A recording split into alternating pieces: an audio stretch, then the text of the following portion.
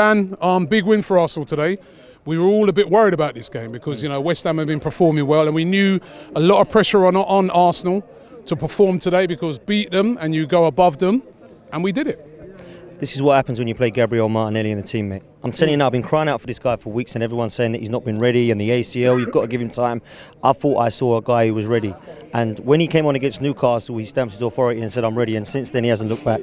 I thought two poor performances against Everton and Manchester United. I thought he was one of the best players on the pitch still. Then I see him tonight. And that finish, he's probably the most confident I have in front of goal at the moment, Gabriel Martinelli. I just knew that was going in. It was such composure, unbelievable. Everyone was saying it was Henry-esque. And I thought it was that was a massive compliment and statement going into that game tonight.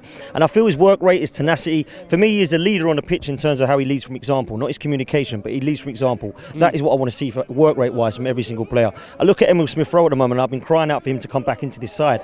Martin Ødegaard deserved to start tonight because of the goals he's been scoring, but we are so much better with Smith-Rowe on the pitch going forward. He drives forward, him and Saka's link-up play.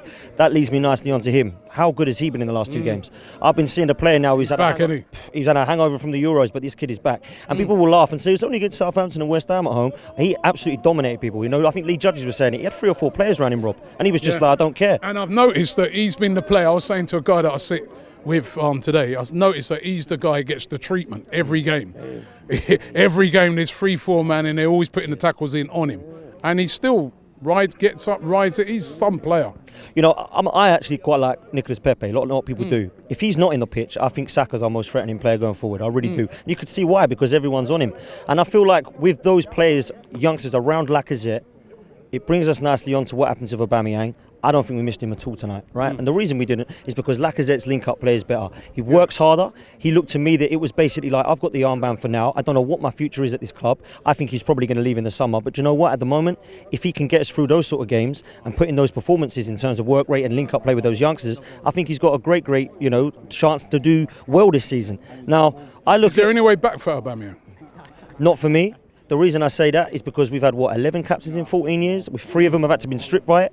Something's wrong here. You know what I mean? William Gallas, Granit Xhaka and Aubameyang have all been stripped of their captaincy. The reason that Aubameyang doesn't deserve it is because he's already been warned how many times?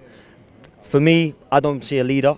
I don't see a captain. I see a very good player who scores a lot of goals. You think it was a burden for him? You think having the captaincy...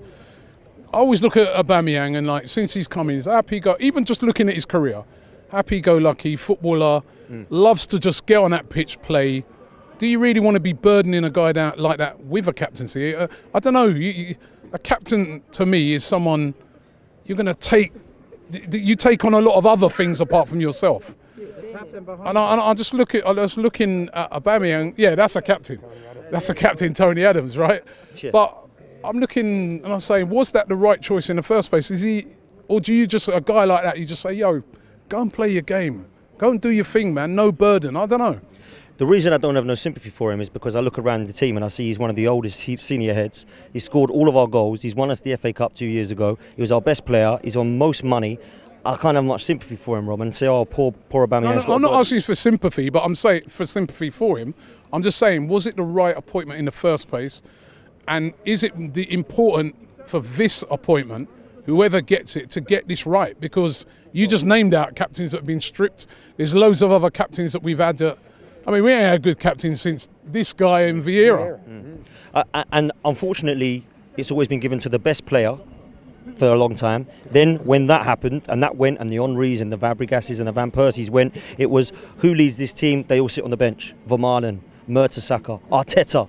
They all sat on the bench, all lifting FA Cups. I didn't see him play the whole year. So we need somebody who's going to play and be a leader on that pitch. And I see a few names. All right, so who did you give it to? Last word for you. 100%. The Flying Scotsman. Kieran Tierney is everything that epitomises what Arsenal Football Club need right now. If he can stay injury-free, this guy is going to be getting the armband, in my opinion. Apparently, he's one of this leadership group anyway.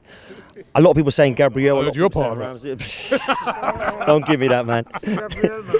So, Gabriel, communication problems potentially, but that would be a good shout for me if he could be, one for the future. Ramsdale hasn't played enough games for me, and I just don't want that burden on him, like you just said. Let him play, let him keep going. Kieran Tierney, for me, is our most decorated player, believe it or not. I know it was Celtic, but he's won the most. I want to see a winner, I want to see a leader, and that's what I see from KT.